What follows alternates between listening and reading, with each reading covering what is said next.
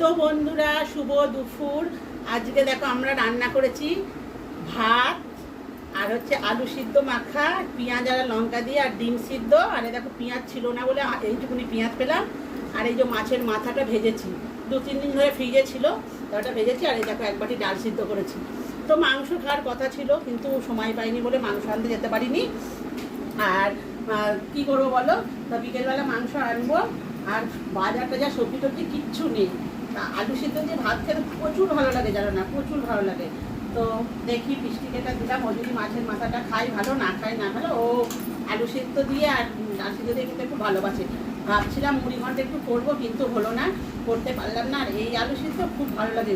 আর লঙ্কা ভেজে মেখেছি, আর লঙ্কা ভেজে মাখলে যেন কী হয়, খেলে পারে জলে, বডি করতে গিয়ে জলে। ওর জন্য আমরা অতটা লঙ্কা ভাজা খাই না, কিন্তু আজকে ভাবছি খাবোই, দেখো এই একটা লঙ্কা ভাজা। তো চলো আমরা খেয়ে নিয়ে। মাছের মাথাগুলো হেবি সুন্দর টেস্টি, আগের দিন খেয়েছিলাম। তো টাটায় দেখো ডাল সিদ্ধটাও কত সুন্দর হয়েছে, গাঢ় গাঢ়। টাটা।